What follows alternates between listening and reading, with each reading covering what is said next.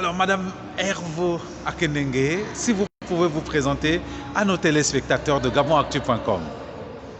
Je vous remercie. Alors, je suis Madame Hervo Akenenge Marie-Sylvie, la première candidate déclarée à la prochaine élection présidentielle avec de fortes réserves pour sa tenue. Je suis de la société civile et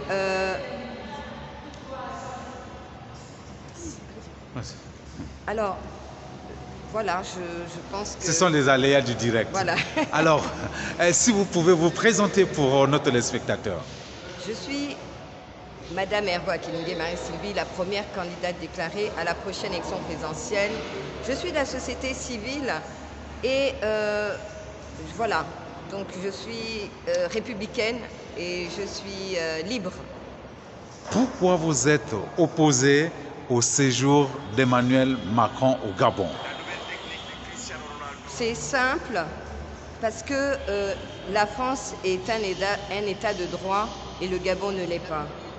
Rien que au niveau de ce qui se passe, au niveau de la justice qui n'est pas indépendante, qui n'est pas libre, avec ce qui se passe au sein de la prison centrale, ce ne sont pas des rumeurs. Toute personne qui est détenue a des droits. Les questions, toute personne qui est détenue dans un état critique au niveau de sa santé, je ne pourrais pas tous les citer, doit être libérée, doit pouvoir bénéficier de soins adaptés, surtout qu'on sait qu'au niveau du Gabon, la santé est un problème crucial.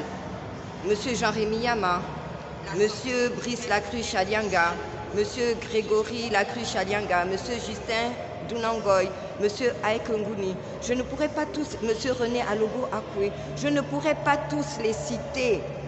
Bébé Rinaldi dont on ne parle pas, on ne sait pas, les droits de l'homme sont bafoués dans notre pays. Je suis la preuve vivante en plus que les droits sont bafoués. Une justice qui est propre à être non pas lente. Je tiens à exprimer ma gratitude quant aux intégrités de l'appareil justice qui, malgré le fait, les intimidations et les pressions, lisent le droit. Voilà ce que je peux vous dire. Donc vous voulez dire, comme il n'y a pas les droits de l'homme au Gabon, Macron ne doit pas venir? Je ne peux pas m'arrêter à cela. La misère sociale, elle est généralisée. Nous avons des priorités qui, apparemment, il semble, et les faits sont là, ne sont pas la priorité de l'exécutif qui devrait plutôt voir à négocier leur départ. Le Gabon est une poubelle à ciel ouvert. L'environnement, je ne vois pas pourquoi, un forum concernant l'environnement, alors que tout est au sous-sol. Je me parle en français facile parce que tous mes compatriotes n'ont pas des doctorats, des PhD. Je suis la voix des sans-voix, ce n'est pas un slogan. Madame, est-ce que vous connaissez un pays dans le monde qui ne connaît pas la misère, où il n'y a pas la misère? Ce que je veux vous dire, c'est que déjà, nous sommes pris en otage par ce système qui atteint ses limites. Le mal du Gabon, j'ai eu à le dire et je vais le redire, c'est le système Bogo-PDG qui a atteint ses limites et l'exécutif devrait plutôt négocier son départ. Parce que tout est fait, mais rien pour les préoccupations du Gabonais que je suis, que nous sommes. L'éducation, la santé, le réseau routier, les inondations. Ce n'est pas une faveur, il ne s'agit pas de demander, de supplier. Je veux dire, ce système n'a plus rien à apporter et nous n'y croyons plus. 55 ans, c'est suffisant. Donc j'appelle, nous devons nous-mêmes désigner, voter nos gouvernants. Le président français va venir adouber un système qui est à l'agonie, qui fait tout sauf, qui ne peut plus rien apporter. Je fais partie de la société civile et j'ai mon mot à dire. Une société fermée qui occulte la femme gabonaise qui ne comprend pas qu'elle doit arrêter d'accepter la chosification de la femme. Les plus forts doivent tirer les plus faibles. Et mais ce que je Emmanuel Macron, il vient pour un sommet sur l'environnement, il ne vient pas pour la politique gabonaise. C'est un prétexte. à quelques mois de la présidentielle gabonaise, c'est un prétexte pour adouber un système qui est à l'agonie. Et lorsqu'on dit la vérité, vous finissez dans les geôles de ce pays.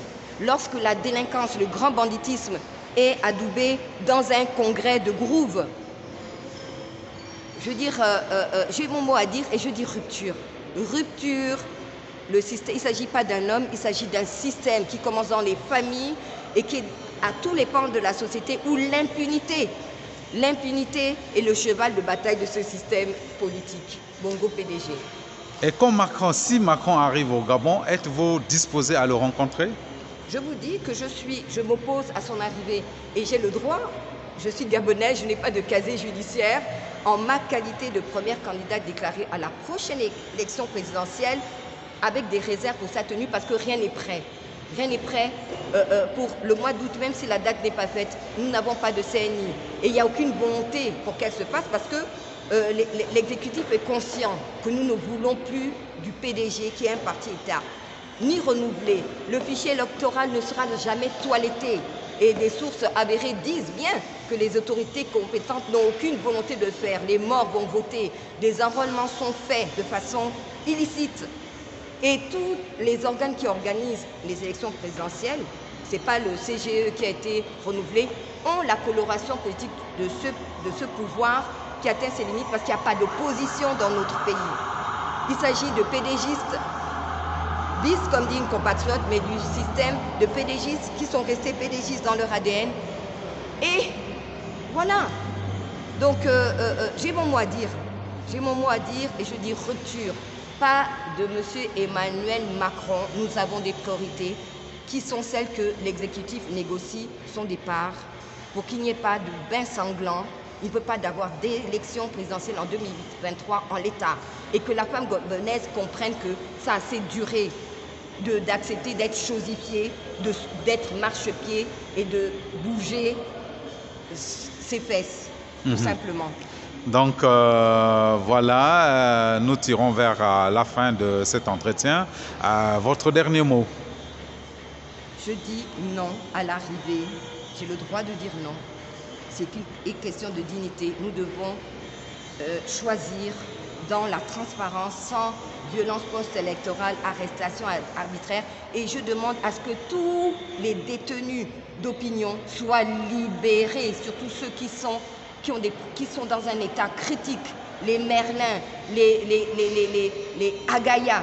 Où est bébé Rinaldi? Une justice où il n'y a aucun organe de transparence, d'indépendance, l'impunité est ciblée. Voilà mon mot de fin. Je dis rupture face à ce système qui atteint ses limites. Merci beaucoup, madame.